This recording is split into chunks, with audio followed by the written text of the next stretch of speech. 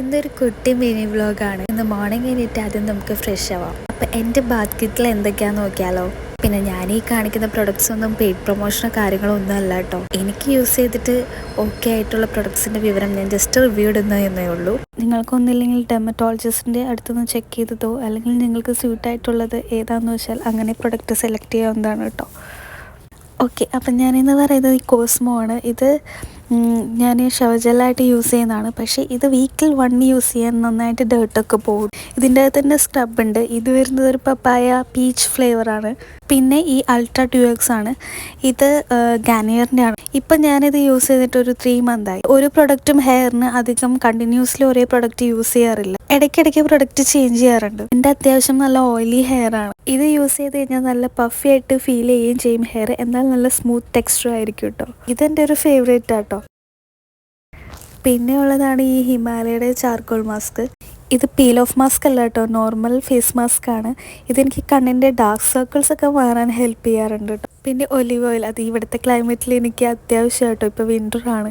പിന്നെ ഈ നീലഭൃംഗാതി, ഇത് എൻ്റെ ഹെയർ ഫോൾ നന്നായി കുറച്ച് 1 ഇയർ ആയിട്ട് ഞാനത് നാട്ടിൽ നിന്ന് പർച്ചേസ് ചെയ്യുന്നത് കുറച്ചുകൂടി നന്നായിട്ട് എനിക്ക് തോന്നി. പിന്നെ ഞാൻ യൂസ് ചെയ്യുന്നതാണ് ഈ കോൾഗേറ്റിൻ്റെ പേർപ്പിൾ. ഇതും ഒരു 2 മന്തായിട്ട് നല്ലൊരു റിസൾട്ടാട്ടോ ഈ ഒരു പേർപ്പിളിന്. അങ്ങനെ നമ്മുടെ ഫ്രഷായിട്ടൊക്കെ കഴിഞ്ഞ് നമ്മൾ പുറത്തേക്ക് പോകുന്നത് കുറച്ച് ഐറ്റംസ് വാങ്ങാൻ വേണ്ടിയിട്ടായിരുന്നു കേട്ടോ. ഞാനിന്ന് പോയത് ലുലുവിലേക്കാണ്. ഈ മാക്കിൻടോഷിൻ്റെ ക്വാളിറ്റി സ്ട്രീറ്റ് എൻ്റെ ഫേവറേറ്റ് ആണ്. അതുപോലെ തന്നെയാണ് ജ്വല്ലേഴ്സും. ഈ 2 ചോക്ലേറ്റാണ് എപ്പോഴും എനിക്ക് പ്രിയ. നാട്ടിൽ പോകുമ്പോഴും ഞാൻ അത് തന്നെയാണ് എല്ലാവർക്കും കൊണ്ടുപോകാറ്. പിന്നെ നമ്മളെടുത്ത് യോഗേർട്ട്, അങ്ങനെ കുറച്ച് സാധനങ്ങൾ നമുക്ക് എടുക്കാറുണ്ടായിരുന്നു. ഈ ലാവ കേക്ക് ഞാൻ ഉണ്ടാക്കാൻ പോകുന്ന ഒരു പുഡിങ്ങാണ്. അതിൻ്റെ ഡീറ്റെയിൽ വീഡിയോ ഞാൻ എൻ്റെ ഷോർട്സിൽ ഇട്ടിട്ടുണ്ട് കേട്ടോ. എല്ലാവരും കയറി ചെക്ക് ചെയ്യണം. ഒരു 5 മിനിറ്റിൽ നമുക്ക് ഉണ്ടാക്കാൻ പറ്റുന്ന ഒരു ഡെസേർട്ടാണ്.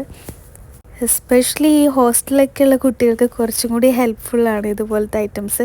ഇതിപ്പോൾ ഞാൻ ഇവിടെ നിന്ന് വാങ്ങിച്ച പ്രൊഡക്റ്റുകളാണ്. പക്ഷേ നാട്ടിൽ നിങ്ങൾക്ക് ഇതുപോലത്തെ ചോക്ലേറ്റ് ഐറ്റംസ് ആണ് നിങ്ങൾ ചെക്ക് ചെയ്യുന്നുണ്ടെങ്കിൽ എന്തായാലും നിങ്ങൾക്ക് ഇതിൻ്റെ വേറെ ഐറ്റംസ് കിട്ടാതിരിക്കില്ല.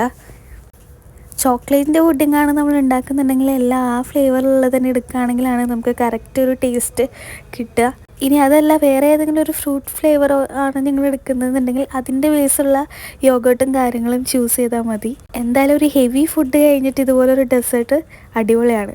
അപ്പോൾ എൻ്റെ ഇന്നത്തെ വീഡിയോ ഇത്രയേ ഉള്ളൂ. ഇഷ്ടപ്പെട്ടെങ്കിൽ എല്ലാവരും സബ്സ്ക്രൈബ് ചെയ്യാം. ഇനി മറ്റൊരു വീഡിയോ കാണും. ബൈ.